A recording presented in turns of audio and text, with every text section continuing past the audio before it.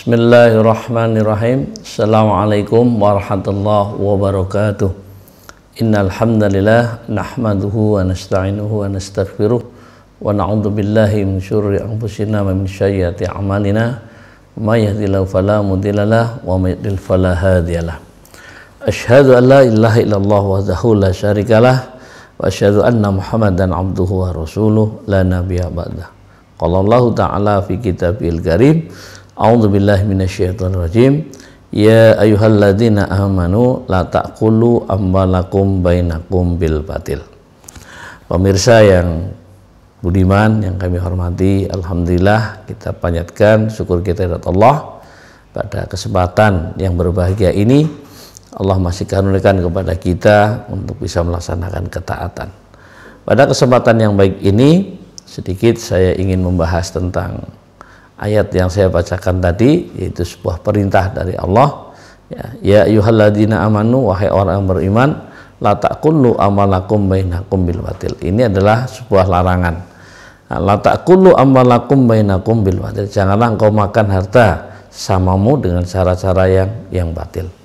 Dalam ayat yang lain Allah SWT berfirman, ya ayyuhan nas kulu mimma fil ardi halalan thayyibah. Wahai manusia, makanlah apa-apa yang di muka bumi ini yang halal dan thayyib. Nah, ini ada satu perintah larangan, satu perintah anjuran.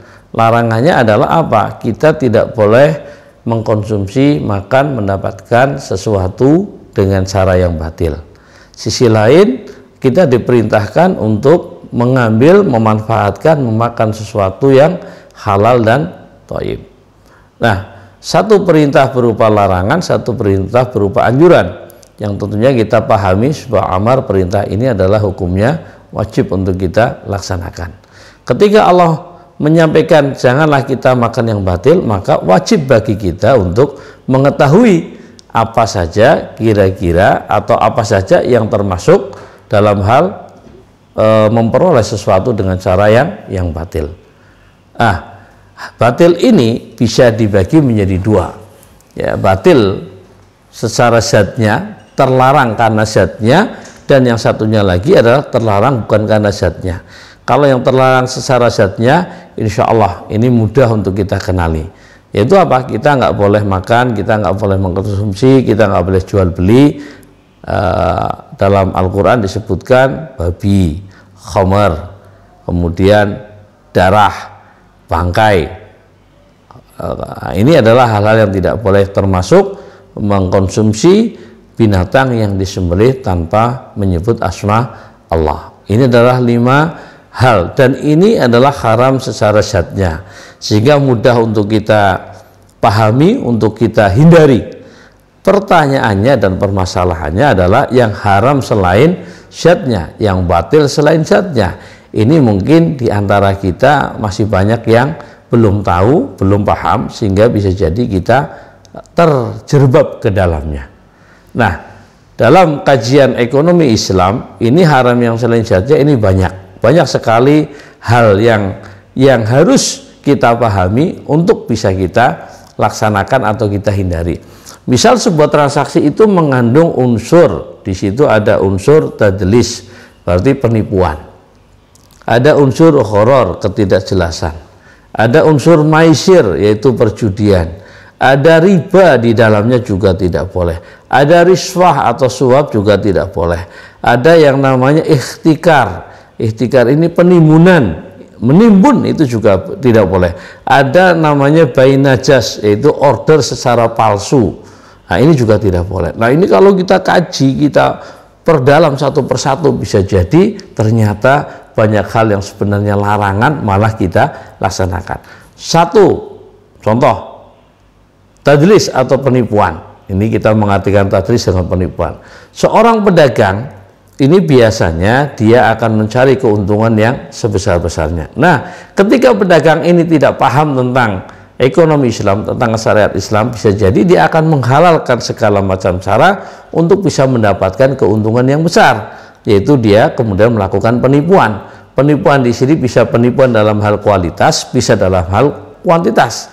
Kalau kualitas, misal seseorang ini punya dagangan mangga yang manis dengan mangga yang kecut, atau jeruk yang manis dengan jeruk yang kecut.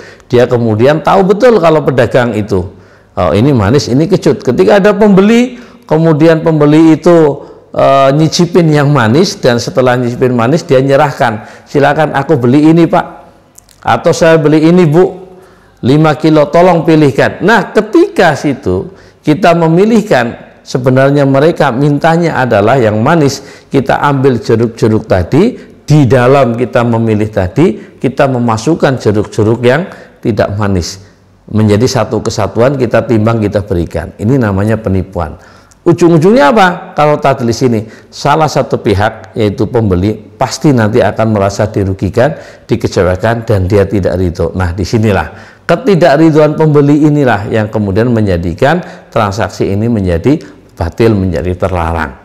Nah itu salah satu contoh tadlis. Kalau dalam pengurangan jumlah timbangan sudah jelas ya, kita pahamin itu hal yang dilarang, sehingga tidak boleh seseorang ini mengurangi timbangan untuk mencari keuntungan.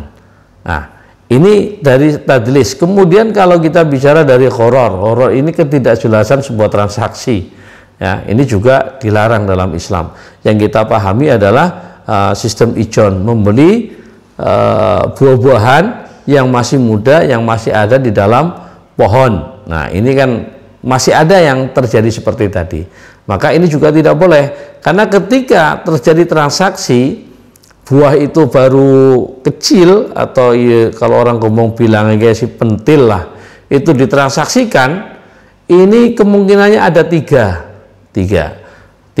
kemungkinan. Pertama, ketika nanti 2 bulan kemudian itu panen, ternyata panen itu kemungkinannya menjadi 3. Satu, ternyata prediksinya pas, oh ini nanti saya beli total kurang lebih menjadi 2 kintal, ternyata pas 2 kintal, mungkin menjadi tidak bermasalah.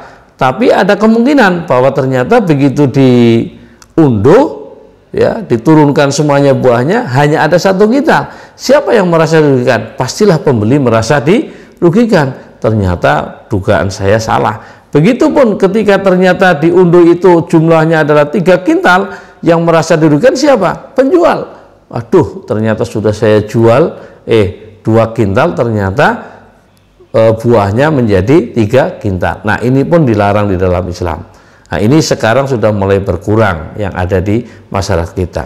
Riba, nah ini ya, riba ini sangat sebenarnya mudah untuk mengenali sesuatu itu riba atau tidak. Nah riba ini ada kaidah fikih yang menyampaikan kullu qardin jara manfaatan fahuwa riba. Setiap pengambilan manfaat dari sebuah pinjaman itu adalah riba. Jadi ketika seseorang ini memberikan pinjaman, kok ada tambahannya, itu adalah termasuk riba.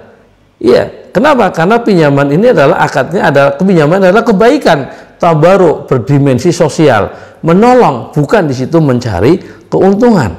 Nah, oleh karena itu kita perhatikan, banyak orang memberikan pinjaman mengharapkan keuntungan. Nah, ini sudah keluar dari prinsip ekonomi Islam. Nah, hal-hal seperti ini ternyata kalau kita kaji termasuk maisir, perjudian, ini banyak sekali yang terjadi di masyarakat kita. Nah ini yang perlu untuk kemudian kita evaluasi. Oleh karena itu para hadirin pemirsa yang budiman, pentinglah bagi kita untuk benar-benar mengkonsumsi sesuatu yang halal. Karena ketika kita mengkonsumsi yang halal, insya Allah doa kita, sholat kita, ibadah kita, puasa kita akan sampai kepada Allah. Tapi ketika ada masuk dalam diri kita hal yang haram, bisa jadi malah menjauhkan diri kita dari Allah SWT.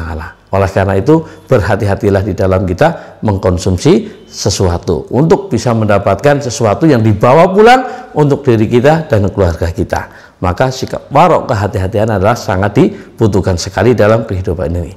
Demikian yang bisa kami sampaikan dari ceramah singkat ini. Semoga bermanfaat dan semoga kita semuanya terhindar dari memperoleh barang-barang dengan cara yang batil, dan kita benar-benar bisa mendapatkan sesuatu yang halal dan thayyib sebagaimana perintah dari Allah Azza wa Jalla. Terima kasih, mohon maaf atas segala kekurangan. Assalamualaikum warahmatullahi wabarakatuh.